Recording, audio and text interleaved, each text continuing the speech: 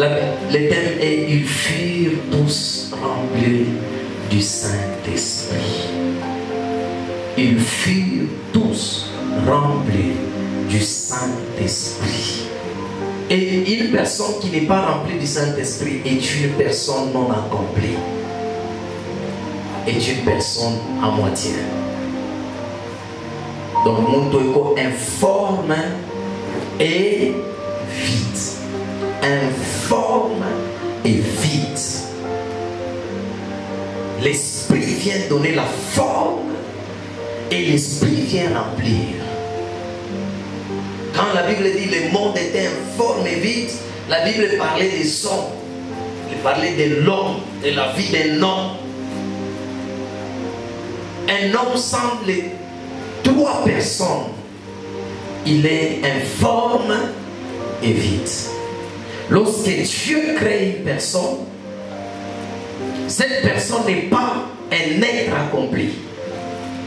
Lorsqu'un enfant est né, le jour que tu étais né, tu es venu au monde, tu n'es pas une personne accomplie. Amen. Hein?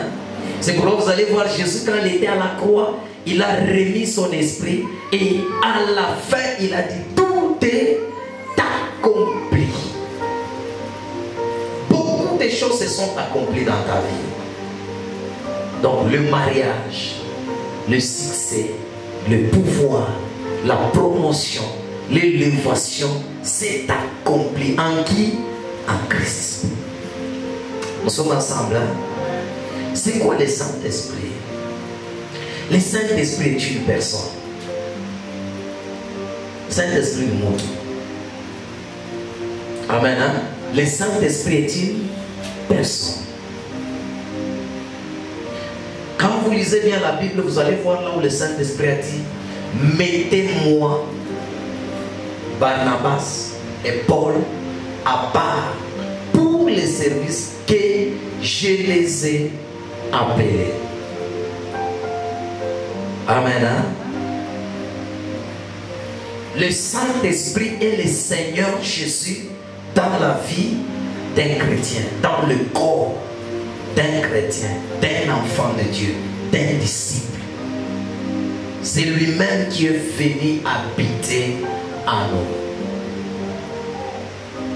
Qu'est-ce qui se passe dans la vie d'une personne? Ou lorsque Dieu crée l'homme, Dieu avait dit quelque chose, il dit: créons l'homme à notre image, selon notre ressemblance. Il parle de l'image, il parle de la ressemblance. Tandis que quand nous lisons bien dans le Nouveau Testament, Dieu est en train de dire ceci, afin que tous, qu'on arrive à la ressemblance de qui? De Jésus. Donc cela veut dire tout ce temps ici, l'homme n'était pas à la ressemblance de Jésus. Créons l'homme à notre image, selon notre ressemblance. Amen. Hein? L'objectif de Dieu sur la vie de tout un chacun de nous est ce que nous ayons la ressemblance de Jésus. Qu'on ressemble à qui? À Jésus. Et quand nous ressemblons à Jésus, nous devenons, nous accomplissons maintenant cette parole qui dit: créons l'homme à notre image et selon notre ressemblance. Pour ressembler à Christ, nous avons besoin d'incarner en nous la personne du Saint-Esprit. Et cette personne du Saint-Esprit, lui, vient maintenant à nous donner les fruits. Et ces fruits est le fruit d'amour, la paix, la joie, la bénédiction, la tempérance, la patience, etc. Dieu créant l'homme, avant de le créer, il appelle. Il dit: créons l'homme à notre image. Il parlait à qui? Hein? Parce que comme je suis seul là, je suis en train de prêcher seul. Mais si je dis nous prêchons, cela veut dire nous sommes nombreux. Amen. Hein? Amen. Suivez-moi très bien. Parce que si quelqu'un n'a pas le Saint-Esprit en lui, il n'est pas un enfant de Dieu. Et il n'est pas un homme accompli. Dieu a créé toutes choses. À la fin, pour créer l'homme, il dit créons l'homme à notre image. Et selon notre ressemblance. Combien de choses qu'il a parlé là? L'image et la ressemblance. Et pour qu'un homme ressemble à Christ, il doit incarner en lui tous les 9 fruits du Saint-Esprit. Donc cela veut dire, quand une personne n'a pas le Saint-Esprit en lui, il n'est pas à la ressemblance de Christ.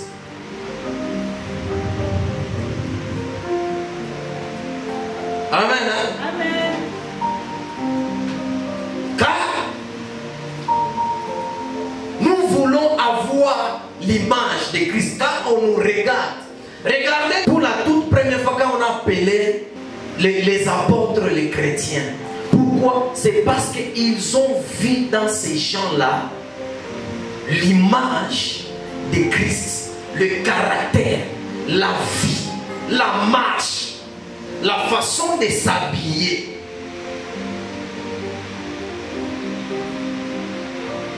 Et quand quelqu'un a le Saint-Esprit, il fera les choses que ce que le Saint-Esprit lui dit de faire. S'habiller. Parce que Jésus a dit, ma nourriture à moi, c'est de faire quoi? La volonté du Père. Donc ta nourriture à toi, c'est de faire la volonté du Saint-Esprit. Comment le Saint-Esprit est arrivé à entrer dans le corps des gens? Comment le Saint-Esprit est arrivé à habiter dans le corps des gens? Amen. Hein?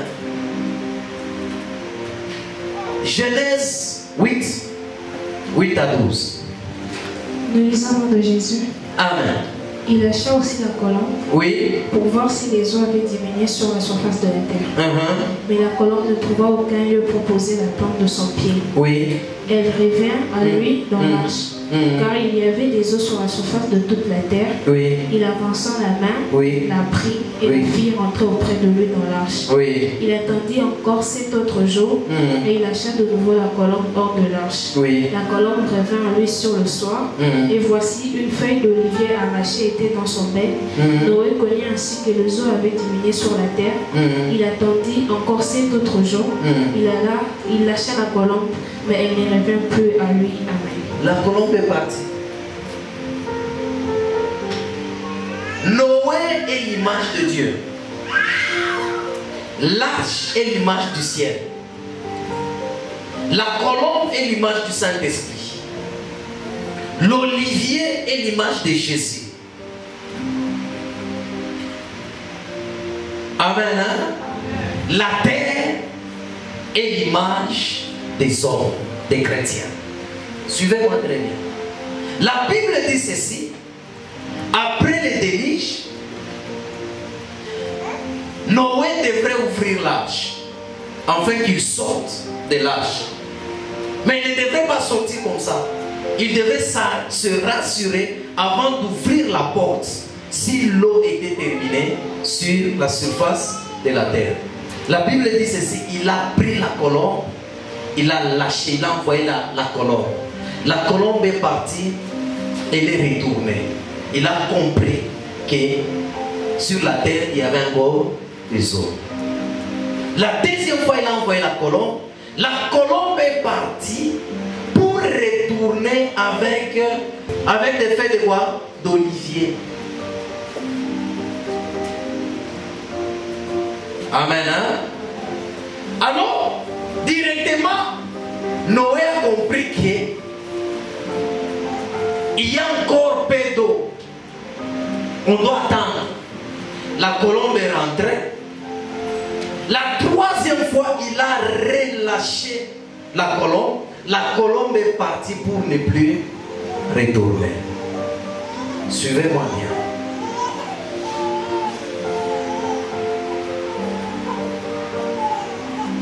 La Bible dit ceci. À la création, Dieu dit ça. Genèse 1, 1 allez. Nous lisons dans de Jésus. Amen. Au commencement, Dieu créa les cieux et la terre. Au commencement, Dieu créa le ciel et la terre. La terre était informe et vide. La terre était informe et vide. Oui. Il y avait des ténèbres à la surface de l'abîme. Suivez-moi très bien.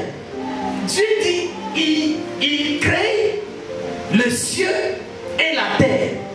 Mais la terre n'avait pas de forme. La terre était informe et vide. Quand nous prenons quelque chose qui n'a pas de forme, comme l'eau, ça a des formes. Ça a une forme. Quand vous regardez comme ça, je dois comprendre de la terre. Mais quand vous prenez l'eau, l'eau n'a pas de forme. Hein? L'eau prend la forme du récipient. Nous sommes ensemble là. Alors, la terre n'avait pas de forme et la terre était vide. La Bible dit ceci, Noé a lâché pour la toute première fois la colombe. La colombe est allée et la colombe n'a pas trouvé où poser ses pattes. Continue d'abord pour que j'explique bien. La terre était informe et vide. Oui. Il y avait des ténèbres à la surface. Les ténèbres à la surface, oui. Et l'Esprit de Dieu se mouvait au-dessus. L'Esprit de Dieu s'est mouvé au-dessus des eaux. La Bible dit, pour la toute première fois, la colombe allait et la colombe ne voyait pas où poser ses pattes. Parce qu'il y avait de l'eau partout. Nous sommes ensemble. Et il n'y avait pas de forme, il n'y avait pas d'endroit où poser ses pattes. Et la colombe est rentrée encore chez le père Noé. La deuxième fois, la colombe est allée, la colombe a trouvé, je donne l'exemple, peut-être l'eau était jusqu'à ce niveau, et puis l'eau a baissé un peu jusqu'ici, et on voit quand même des branches, des arbres. Et la Bible dit, quand la colombe, la deuxième fois est arrivée, la colombe s'est posée sur l'arbre d'olivier. Et pour aller donner un signe à son père, que bientôt là, la terre aura des formes, tu peux envoyer maintenant un esprit qui va combler le vide. Nous sommes ensemble. Hein? La Bible dit ceci, quand la colombe est rentrée chez Noé, Noé a compris que l'eau va maintenant sécher où? De la surface de la terre, comme patience quelque temps. Je ne sais pas si vous me comprenez bien. Amen. Hein? Et puis, la troisième fois, la colombe est partie pour ne plus retourner. Un homme, pour devenir un être accompli, il faut la complicité de ces trois personnes. Dieu, Jésus, le Saint-Esprit. Parce que l'homme est informe et vide. Il faut qu'il soit rempli. Dieu crée. Jésus vient donner la forme. Le Saint-Esprit vient remplir.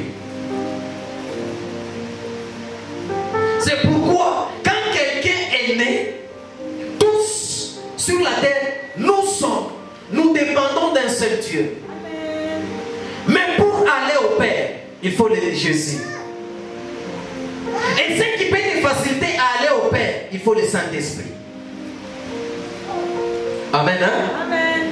Si tu n'as pas le Saint-Esprit en toi, c'est pourquoi il y a beaucoup de choses, tu pleures de beaucoup de choses, tu as beaucoup de problèmes dans la maison, tu as beaucoup de problèmes dans ton travail. Pourquoi? Parce que tu n'as pas d'effort et tu es vide. La Bible dit ceci. Lorsqu'on chasse un démon de quelqu'un, il part pour chercher le repos. Et dès que l'esprit, les démons ne trouvent pas du repos, qu'est-ce qu'il se dit? Je retourne dans ma maison.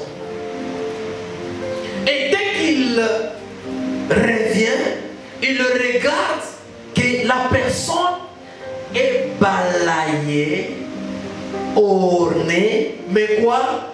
Vide. Ce qui s'est passé au début. Balayé, orné, vide, cela veut dire la personne, Dieu l'a créée, Jésus a donné la forme, mais le Saint-Esprit n'occupe pas. Dis à celui qui est à tes côtés, tu as besoin de la personne du Saint-Esprit. Si cette personne n'est pas en toi, tu es vide. Tu as quand même la forme, mais tu es vide. Nous sommes ensemble. Et la Bible dit ceci. Lorsque vous constatez, vous remarquez dans l'Ancien Testament, le Saint-Esprit ne peut habiter dans un corps informe. Le Saint-Esprit ne peut habiter dans un corps informe. Le Saint-Esprit ne peut habiter dans un corps inaccompli.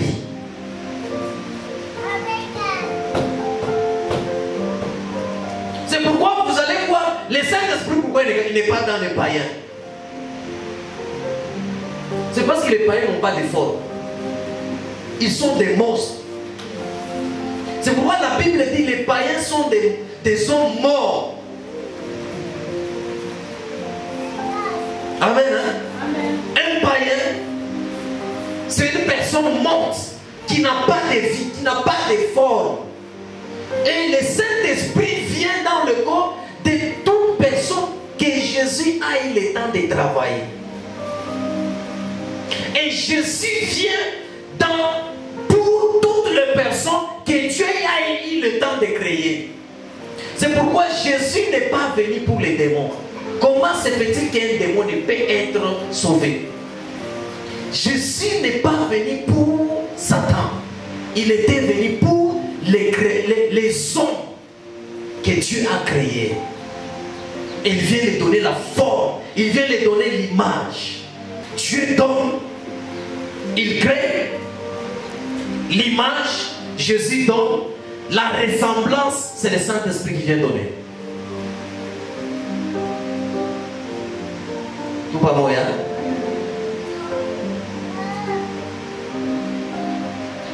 C'est pourquoi dans l'ancien temps, vous allez voir l'Esprit de Dieu venait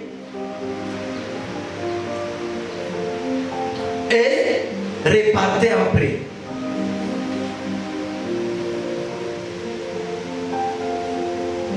L'Esprit de Dieu venait sur les prophètes, ils les saisissent. Les prophètes prophétisent et ils parlent. Pourquoi? Parce que le Saint-Esprit ne peut pas habiter dans un corps informe. Et voilà, tous les Moïse n'ont pas eu ces privilèges. Les Samuel, les Élisée, les Élie n'ont pas eu ces privilèges. Le Saint-Esprit venait sur eux. Ils les saisissent, ils prophétisent.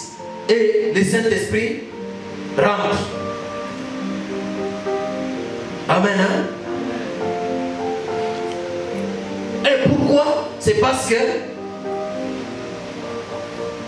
l'œuvre que Dieu avait commencée n'était pas encore accomplie. Le Saint-Esprit ne peut pas habiter dans un chantier inachevé.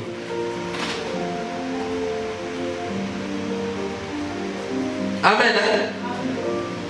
Le Saint-Esprit, c'est quand Dieu commence et il achève. Toute œuvre qui n'est pas achevée, Dieu ne s'intéresse pas. Philippiens 1, 6. Philippiens 1, 6, le nom de Jésus. Amen. Je suis persuadé que celui qui a commencé à vous cette bonne œuvre, oui, la rendra parfaite le jour de Jésus-Christ. Ah! La Bible dit ceci. Je suis persuadé que celui qui a commencé en vous cette bonne œuvre la rendra parfaite pour les jours de Jésus.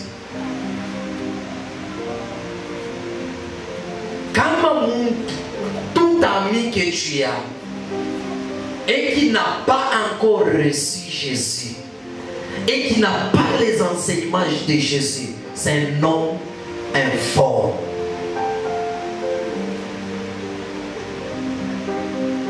Vous partagez des visions différentes. Regardez maintenant. Première image, c'est là où la colombe s'est mouvée au-dessus des eaux et ne trouva où poser ses pattes. Deuxième image, c'est là où la colombe est allée se poser sur l'arbre de quoi? D'olivier. Lis-nous. C'est ce qui s'est accompli au Jourdain. Luc 3, 22. Nous lisons le nom de Jésus. Amen. Et le Saint-Esprit descendit sur lui, Oui. sous une forme corporelle, comme une colombe. Oui. Et une voix fit entendre du ciel ces paroles. Oui. Tu es mon fils bien-aimé, en toi j'ai mis toute mon affection. Amen. Amen. Donc quand le Saint-Esprit est descendu au Jourdain, il a trouvé maintenant où poser ses pattes. Et c'était où? Jésus. Parce que c'est seul Jésus à ce temps qui était un homme accompli. C'est seul Jésus à ce temps qui était un homme que la colombe peut habiter, peut descendre. Laisse-moi vous dire, la colombe ne peut pas habiter là où il n'y a pas la douceur, il n'y a pas la paix.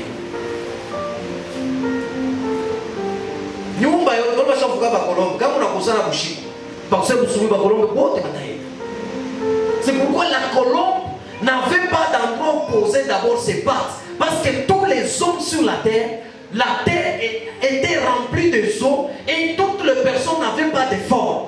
Lorsque Jésus est venu, c'est alors que la colombe a trouvé l'arbre des oliviers qui est Jésus. Il a posé ses pattes. Le Saint-Esprit s'est posé sur Jésus parce que Jésus était l'œuvre bien accomplie. Dans Jésus, il y avait la douceur, il y avait l'amour, la compassion, la patience, la paix, la bénédiction, la bonté. Il y avait tout. Amen. Hein? Maintenant, regardez ce qui s'est passé. Le Saint-Esprit devrait rentrer pour aller donner rapport à Noé qui est l'image de Dieu. Jésus devait aller. Le Saint-Esprit devait retourner. Regardez comment le Saint-Esprit est retourné avec l'olivier. Est-ce que nous sommes ensemble? Vous comprenez ces choses? Regardez comment le Saint-Esprit est retourné avec le feuille d'olivier pour représenter à Dieu que la terre est maintenant bien préparée. Tu vas nous lire Actes 1, 9 à 12. Nous lisons le nom de Jésus. Amen. Après avoir dit cela, il fut élevé pendant qu'il regardait. Il fut élevé pendant qu'il avait qui? Jésus, oui. Et une nuée les déroba à leurs yeux. Oui. Et comme ils avaient les regards fixés vers le ciel pendant qu'ils s'en allaient, oui. Voici, des hommes vêtus de blanc leur apparurent. Oui. Et dirent, hommes galiléens, pourquoi vous arrêtez-vous à regarder au ciel? Oui. C'est Jésus qui a été enlevé au ciel du milieu de vous. Oui. Il viendra de la même manière que vous l'avez vu en allant au ciel. Oui. Alors ils retournèrent à Jérusalem, de la montagne appelée des Oliviers. De la montagne appelée de quoi? Jésus a été enlevé où? Sur la montagne des Oliviers. Est-ce que vous comprenez un peu la parole? Vous comprenez un peu les choses? Il a été enlevé sur la montagne appelée des Oliviers. C'est là où même l'huile d'onction, la majorité de l'huile d'onction vient là-bas. C'est l'endroit où on a planté beaucoup des oliviers. C'est là où Jésus a choisi. Est-ce que c'est au hasard que Jésus peut aller seulement sur la montagne des Oliviers? Et c'est au hasard que la colombe est allée se poser sur l'arbre d'Olivier? Non. Continue. Appelé des Oliviers, oui. Il est près de Jérusalem, à la distance d'un chemin de sabbat. Amen. Hein? Le Saint-Esprit a pris Jésus pour le ramener comme digne de dire au Père que la maison est bien préparée. Donc la colombe est rentrée chez le Père comme si d'aller dire à Dieu que la maison est bien préparée. Tu peux descendre maintenant pour y habiter. Maintenant, voilà ce qui s'est passé. La troisième fois, la Bible dit, Noé a relâché la colombe pour aller voir. La colombe est partie pour ne plus revenir à la Pentecôte. Actes 2, 1 à 4. Nous lisons de Jésus. Amen. Le jour de la Pentecôte. Le jour de la Pentecôte. Ils étaient tous ensemble dans un même lieu. Ils étaient tous ensemble dans un même lieu. Oui. Tout à coup, il vint du ciel un peu comme celui d'un vent impétueux. Oui. Et il remplit toute la maison où ils étaient assis. Il remplit quoi? Toute la maison, oui. Où ils étaient assis. Laissez d'abord. La Bible dit, la terre était informe et... Mais quand le Saint-Esprit est descendu, qu'est-ce qu'elle a commencé? Par d'abord remplir. Ah, Dieu est merveilleux. Amen. Par d'abord remplir. Il remplit d'abord toute la maison. Oui. Des lampes semblables à des lampes de feu. Des lampes semblables à des lampes de feu. Leur apparurent. Séparés les unes des autres. Oui. Et se posèrent sur chacun d'eux. Ils furent tous remplis du Saint-Esprit. Ils furent tous remplis du Saint-Esprit. Et se mirent à parler en d'autres langues. Et se mirent à parler en d'autres langues. Selon que l'Esprit leur donnait de s'exprimer. Selon que l'Esprit leur donnait à s'exprimer. Après que le Saint-Esprit a ramené Jésus comme feuille des oliviers dans la maison de son Père, 40 jours après, ces gens-là étaient en prière, en train de prier. La Bible dit qu'il y a eu un bruit, un tremblement de terre. Et le Saint-Esprit est descendu. La première des choses, il a d'abord rempli la maison. Et loin, pourquoi le Saint-Esprit était descendu? Parce que les disciples étaient bien accomplis pour que le Saint-Esprit habite. Pourquoi le Saint-Esprit n'avait pas descendu sur des personnes qui étaient à l'extérieur? Pourquoi le Saint-Esprit n'était pas descendu sur tout le monde, mais le Saint-Esprit est descendu seulement sur les personnes qui étaient avec Jésus? Parce que Jésus avait donné la forme à ces gens. La vraie forme que le Saint-Esprit devrait entrer. C'est Jésus qui connaît la forme du Saint-Esprit. Dieu ne peut pas remplir un vase qui n'a pas brisé. Dieu ne peut pas remplir un vase qui n'a pas travaillé. Amen. Parce que lui seul sait que peut-être le Saint-Esprit a une main comme ça, la tête comme ça, les jambes comme ça. Il connaît et Jésus va venir te travailler par rapport à la forme du Saint-Esprit. Amen. Et le Saint-Esprit est descendu et le Saint-Esprit a rempli. Et ces gens qui parlaient en langue, ce n'étaient que des personnes qui étaient avec Jésus, des personnes qui avaient l'enseignement de Jésus. Ah, Jésus est merveilleux. C'est pourquoi il faut croire. Il faut écouter l'enseignement. Il faut écouter l'enseignement. Amen. Maintenant, toute personne qui croit en Jésus et qui a les enseignements de Jésus, le Saint-Esprit va venir sur lui. Et c'est alors que Dieu va habiter dans ces gens. 1 Corinthiens 3. 1 Corinthiens 3, 16 à 17, nous avons de Jésus. Amen. Ne savez-vous pas que vous êtes le temple de Dieu? Ne savez-vous pas que vous êtes le temple de Dieu? Et que l'Esprit de Dieu habite en vous. Et que l'Esprit de Dieu habite en vous. Oui. Si quelqu'un détruit le temple de Dieu, non, Dieu le détruira. Oui. Car le temple de Dieu est saint. Et c'est ce que vous êtes. Oui. 1 Corinthiens 6, 19 à 20. Nous lisons au nom de Jésus. Amen. Ne savez-vous pas que votre corps est le temple du Saint-Esprit qui est en vous, que vous avez reçu de Dieu, que vous avez reçu de Dieu, et que vous ne vous appartenez point à vous-même. Oui. Car vous avez été rachetés à un grand prix. Glorifiez donc Dieu dans votre corps et dans votre esprit qui appartient à Dieu. Amen. Donc un corps non habité par l'esprit, c'est une maison vide.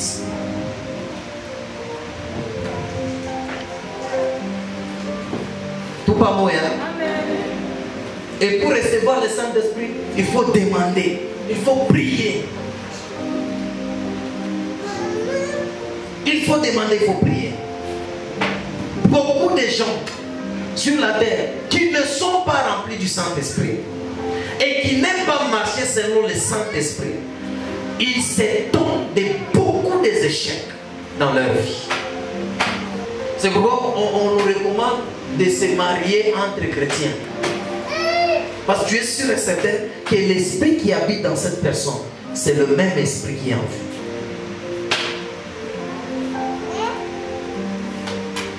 Amen. Hein? Amen. Parce que quand quelqu'un échoue, la Bible dit ceci.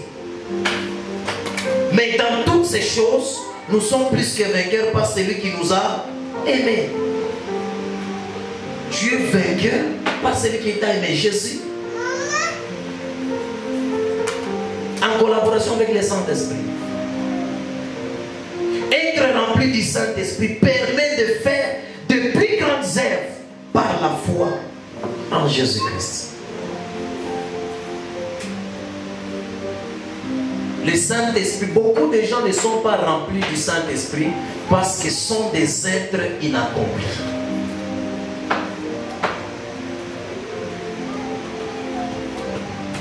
Faisons l'homme à notre image, selon notre ressemblance. Et la colombe a été relâchée pour ne plus retourner. Aujourd'hui, le Saint-Esprit est en nous. Le Saint-Esprit ne rentre plus au ciel. Dès que le Saint-Esprit quittait sur la terre, c'est l'enlèvement. Et la colombe, quand on l'avait relâchée, elle n'était plus rentrée. Pourquoi? Parce qu'elle avait trouvé où habiter. Le Saint-Esprit habite où? En nous. Jésus habite où? En nous. Et il intercède chaque jour.